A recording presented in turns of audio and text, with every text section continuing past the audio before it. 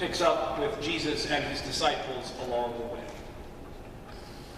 They went to Capernaum, and when the Sabbath came, Jesus entered the synagogue and taught.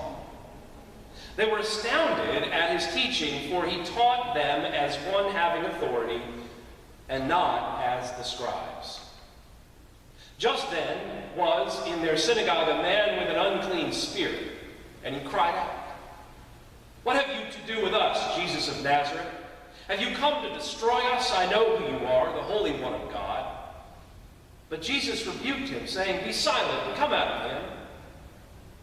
And the unclean spirit, convulsing him and crying with a loud voice, came out of him. They were all amazed and kept asking one another, "What is this? A new teaching with authority. He commands even the unclean spirits, and they obey him." At once, Jesus' fame began to spread throughout the surrounding region of Galilee. As soon as they had left the synagogue, they entered the house of Simon and Andrew with James and John. This is the word of the Lord. Thanks be to God. You know, as good Presbyterians, we often skip those passages about demon possession and spirits. But I will tell you, particularly in the Gospel of Mark, it's worth noticing that they're the only ones who figure out who Jesus is right away. And often, most of our best scholars have said, that really what this is about is dealing with the struggles inside of all of us. We talk about, and I think Walter Wink probably teaches us best, when he talks about the powers and principalities in the world. Now, what do we mean by that? Well, without getting into demonology, of which I have no experience and ability to do, I do want to say this. If you've ever worked in an institution before, have you ever noticed how an institution just has a way? This is just the way things are. We talk about the institution being a certain way, doing a certain thing. When you get enough people together, strange things happen.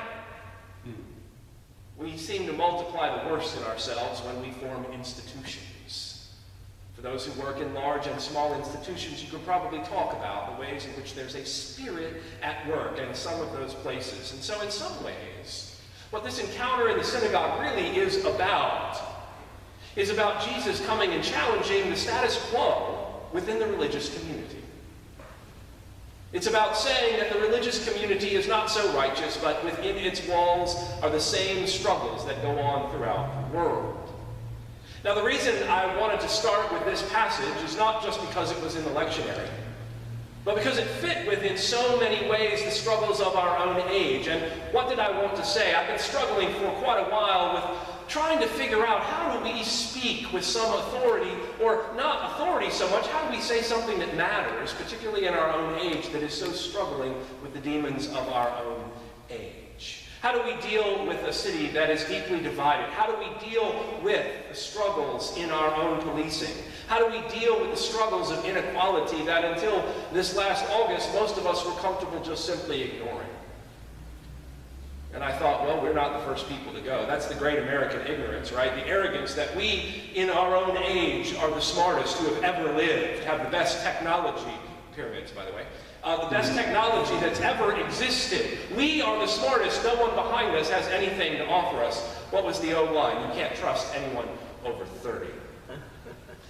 Well, I want to talk about someone who is well beyond 30, who died in 1981. And the reason I want to talk about Howard Thurman is not just his biography, but I really want to talk about his theology that developed over a period of time that today, in many ways, he would recognize in lots of places when we talk about liberation theology.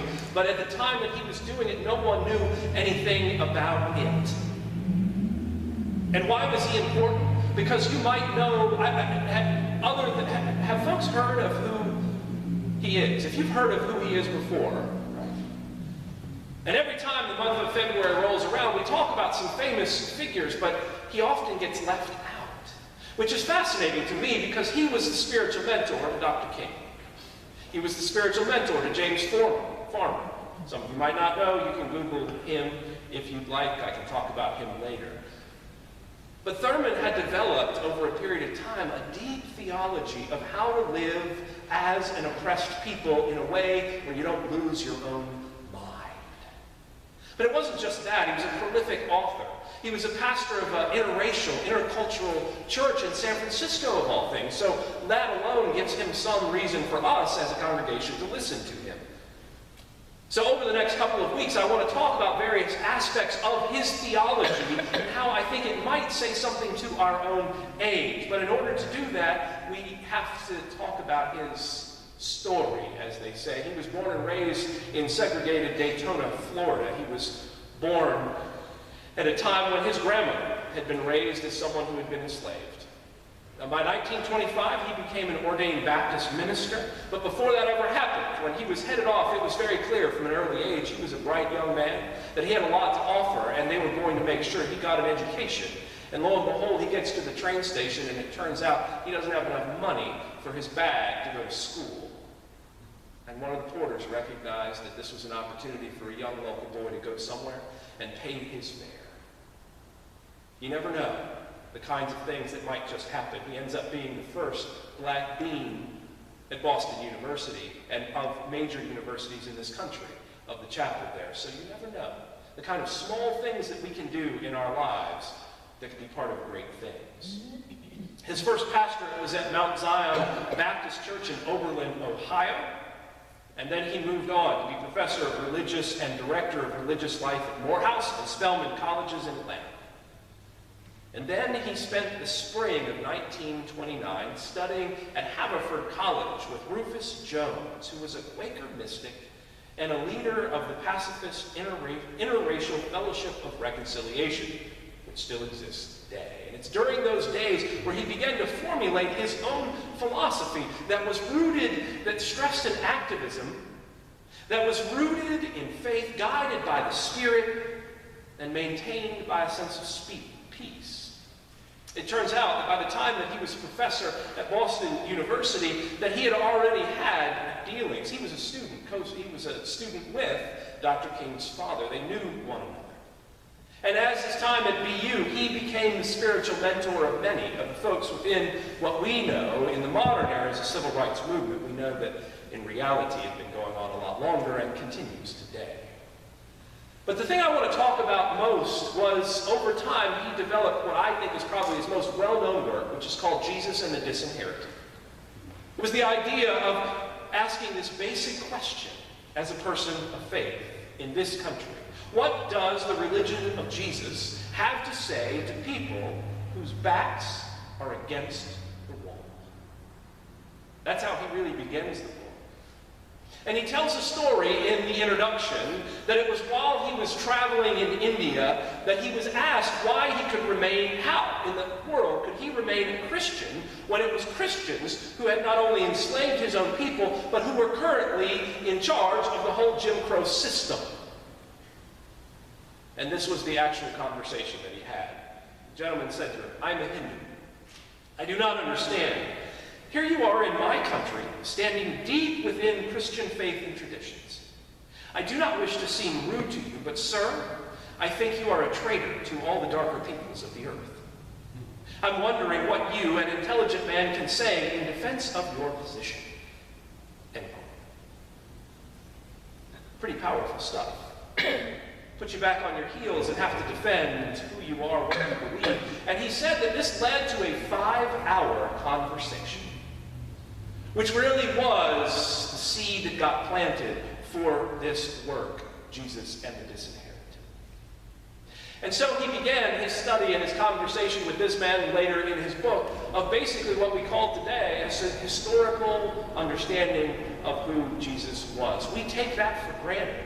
Every week when we gather together, we talk about the historical setting and say that influences what Jesus had to say. But see, here's the interesting thing about the dominant theology in Protestant Christianity, pretty much for a very long period of time, was this idea of the spirituality of the gospel. In other words, all we really have to be worried about is saving our own souls, and what happens outside the doors of the church, well, we don't have to worry because we're going to heaven.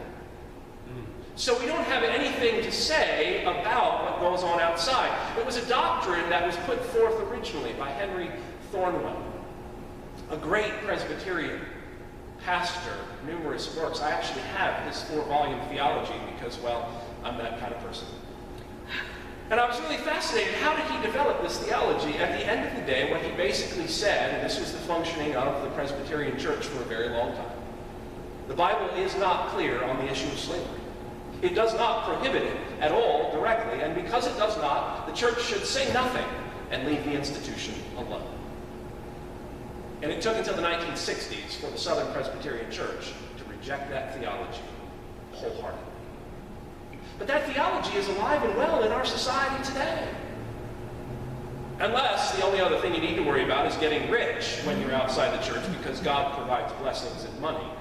I'm still looking for where Jesus says that, but when you find it, if you would let me know.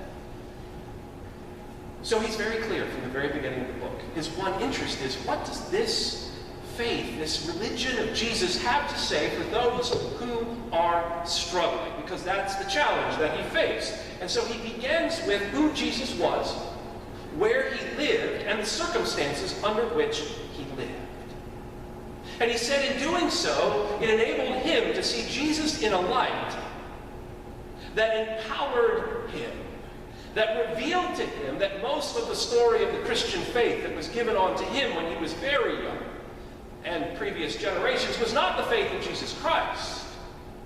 Some of you might have heard me tell the story before that when he was a young man, Howard Thurman would have his grandmother read to him out of the Bible, and she never read from anything that the Apostle Paul wrote. Not once, not ever. So he was raised, obviously, on a lot of the Gospels.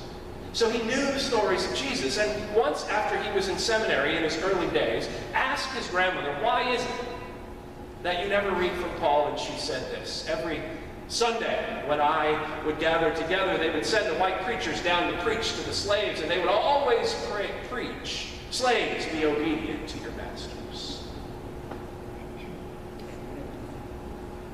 Yes. I don't know if you heard that. And women, yes.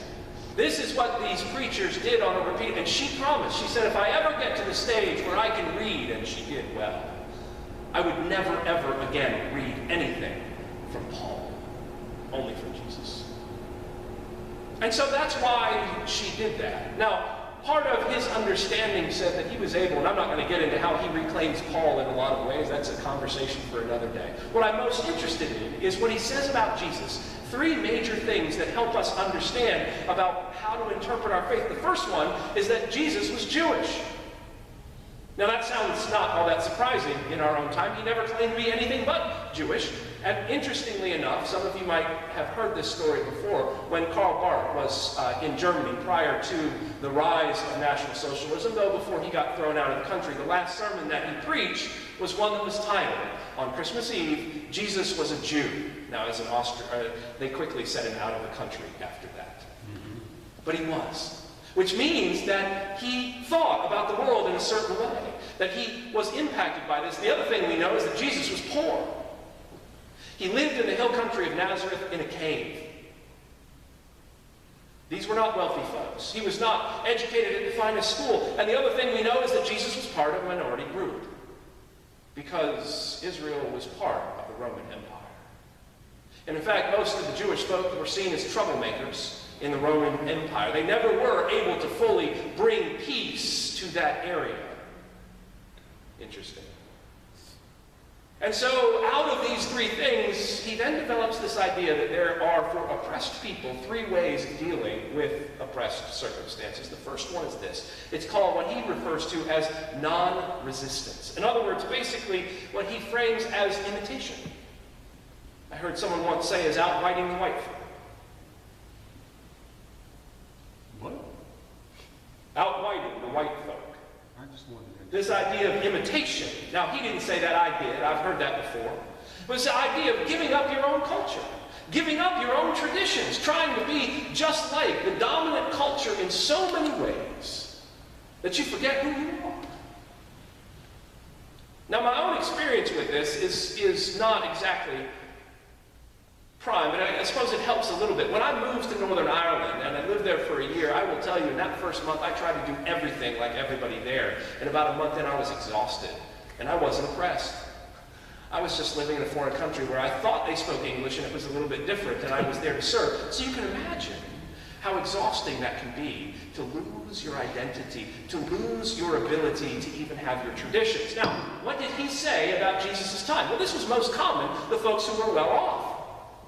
Because the more they imitated, the more they got privileges. So it would have been like the priestly class, the kings, the well upper class. And they probably loved security a little bit more than they loved their own people. His words, not mine. So non-resistance or imitation. The second one is to reduce contact to a minimum. I don't want anything to do with those folks at all.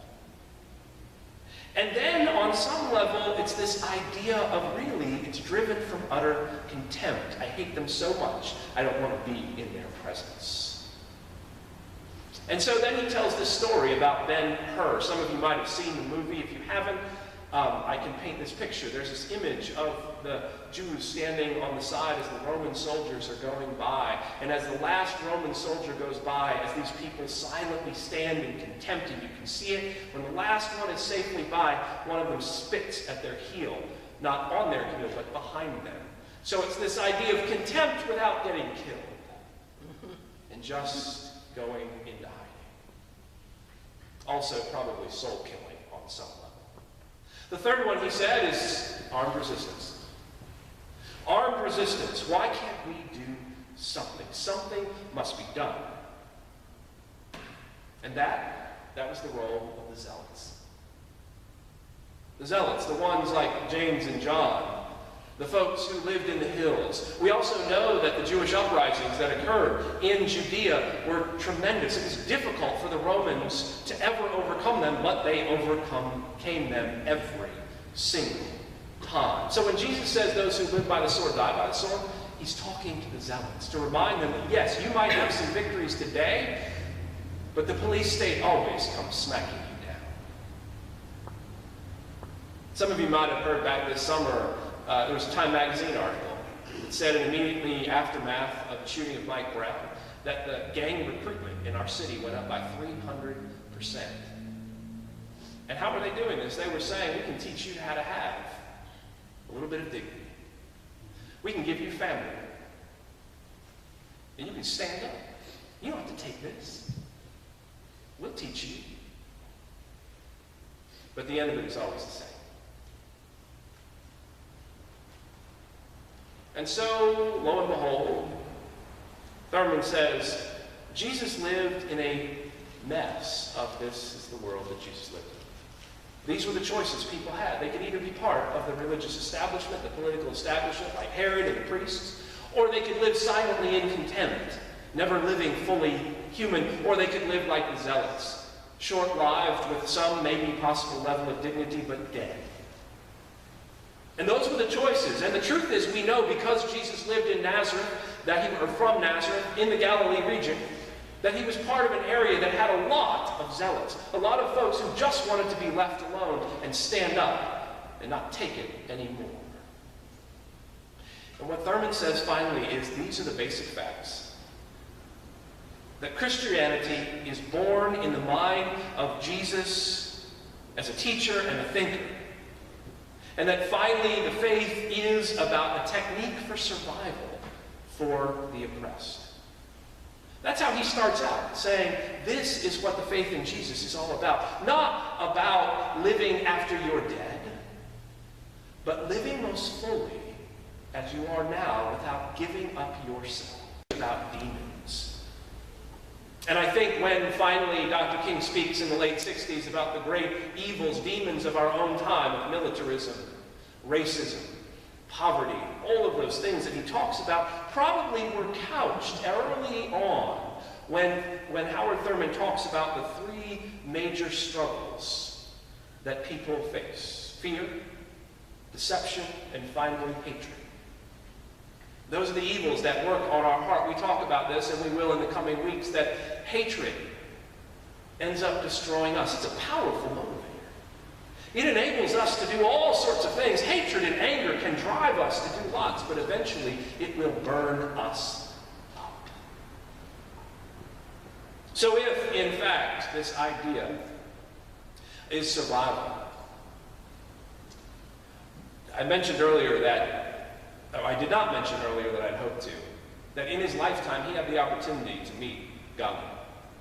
And when meeting Gandhi, Gandhi expressed to him his frustration that he was never able, that he believed that his idea of nonviolent resistance, not passive acceptance, but nonviolent resistance, could have, this is back before the 1930s, an impact in the United States. And he just believed that the right people needed to push it forward. And lo and behold, because of that conversation, Thurman developed his work and passed that along to others.